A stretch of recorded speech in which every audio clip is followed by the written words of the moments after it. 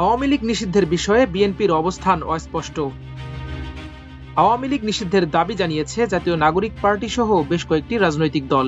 দাবি আদায়ে বৃহস্পতিবার রাত থেকে অন্তর্বর্তী সরকার প্রধানের সরকারি বাসভবন যমুনার সামনে অবস্থান কর্মসূচি পালন করছে।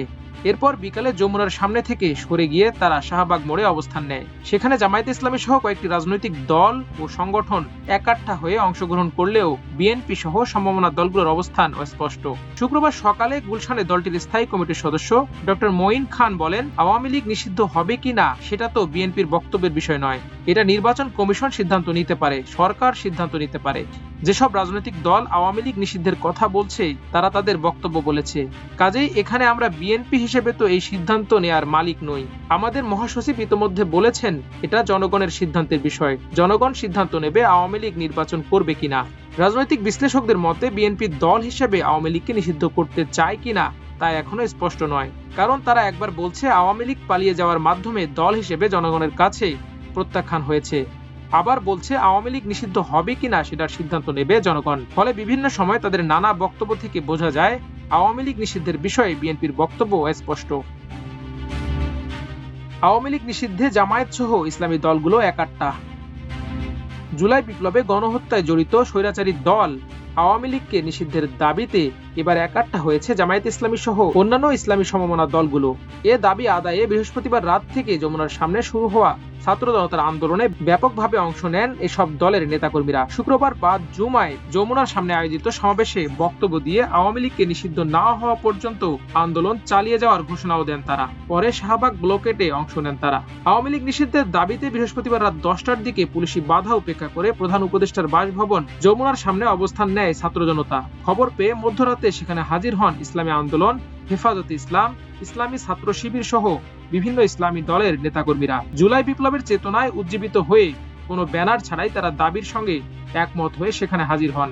এতদিন বিচ্ছিন্নভাবে আওয়ামী লীগের গণহত্যার বিচার দাবি সহ দলটির আর রাজনীতি করার সুযোগ নেই বলে বক্তব্য দিতেন জামায়াত নেতারা। তবে এবার প্রথমবারের মতো দলটি নিষিদ্ধের আন্দোলনে সক্রিয় অংশ নেয়। যমুনার সামনে মিছিল সহকারে যোগ দিয়ে আন্দোলনকারীদের সঙ্গে একাত্মতা প্রকাশ করে জামায়াত ইসলামী। সকালে দলটির কেন্দ্রীয় কর্মপরিষদ সদস্য ও মহানগর দক্ষিণের সেক্রেটারি ডক্টর শফিকুল ইসলাম মাসুদের নেতৃত্বে ওই কর্মসূচিতে যোগ দেয় দলটি। অবিরাম মিথ্যা প্রচারে ভারতীয় মিডিয়া হাসির পাত্রে পরিণত। যুদ্ধ উন্মাদনায় ভাসছে ভারতের গণমাধ্যম। পাক ভারত সংঘাতের প্রকৃত তথ্য তো দূরে থাক, ভুয়া তথ্য ছড়ানো, ভারতের ক্ষতির তথ্য অস্বীকার করা, এমনকি গাজা যুদ্ধের ছবিকে পাকিস্তানে হামলার ছবি হিসেবে চালিয়ে দেয়া হচ্ছে।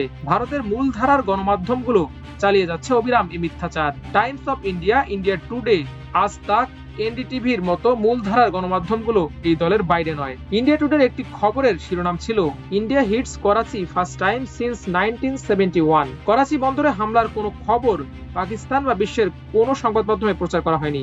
আজতক টিভির এক খবরে বলা হয়েছে পাকিস্তান সেনাপ্রধান জেনারেল আসিম মুনির গ্রেপ্তার হয়েছেন। টাইমস নাও ও রিপাবলিক টিভির এক খবরে বলা হয়েছে পাকিস্তানে সেনা অভ্যুত্থান হয়েছে। জি নিউজের এক খবরে বলা হয় ভারতীয় সেনারা পাকিস্তানের অভ্যন্তরে ঢুকে পড়েছে। রিপাবলিক টিভির আরেকটি শিরোনাম ছিল পাকিস্তানের প্রধানমন্ত্রীর বাসভবনের সামনে বড় ধরনের বিস্ফোরণ। এসব সংবাদের অধিকাংশই যে ভুয়া তা ইতিমধ্যে প্রমাণিত হয়েছে। এসব ভুয়া খবর ছড়ানোর কারণে ভারতীয় মূলধারার সংবাদ মাধ্যম বিশ্বাসযোগ্যতা তো হারিয়েছেই, পাশাপাশি পরিণত হয়েছে হাসির পাত্রে। চিকেন নেকে এয়ার ডিফেন্স সিস্টেম বসালো মোদী সরকার। পাক ভারত যুদ্ধের আবহে উত্তপ্ত উপমহাদেশ। এরই পরিপ্রেক্ষিতে বাংলাদেশের ভয়ে বাড়তি সতর্কতা নিচ্ছে কেন্দ্র। হাসিনা সরকারের পতনের পর ভারত তার ঘনিষ্ঠ বন্ধু বাংলাদেশকে হারিয়েছে। পাকিস্তানের অনেকটাই কাছাকাছি এখন বাংলাদেশ। এই পরিস্থিতিতে শিলিগুড়ি করিডোর বা চিকেন নেক অঞ্চলে বাড়তি নিরাপত্তা ব্যবস্থা নেওয়া হয়েছে, কারণ এটি উত্তর পূর্ব ভারতের 7টি রাজ্যকে মূল ভূখণ্ডের সঙ্গে যুক্ত করে এবং এই করিডোরটি বিভিন্ন দেশের জন্য একটি কৌশলগতভাবে গুরুত্বপূর্ণ। বিশেষ করে এই অঞ্চলে নেপাল, বাংলাদেশ, ভুটান এবং চীন তিব্বতের সীমান্ত অবস্থিত, যা এটিকে একটি সংবেদনশীল এবং স্পর্শকাতর এলাকা হিসেবে তুলে ধরে। ভারত বাংলাদেশ সীমান্তে কড়া নজরদারি বিএসএফ এর। ভারত ও পাকিস্তানের মধ্যকার চলমান সংঘাতকে কেন্দ্র করে বাংলাদেশ সীমান্ত বরাবর কড়া সতর্কতা জারি করেছে ভারতীয় সীমান্তরক্ষী বাহিনী বিএসএফ। সদস্য সংখ্যা বাড়িয়ে ভারী অস্ত্র দিয়ে টহল জোরদার করেছে তারা।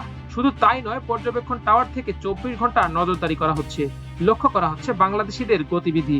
এর ফলে লালমনিরহাট জেলার 248 কিলোমিটার সীমান্ত জুড়ে আতঙ্ক বিরাজ করছে।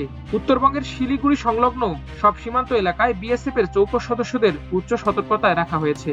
পাক ভারত যুদ্ধের প্রভাব সীমান্তে পড়তে পারে, এই আশঙ্কা থেকেই নজরদারির মাত্রা বাড়াচ্ছে ভারত, এমনটি মনে করছে সীমান্ত সূত্রগুলো।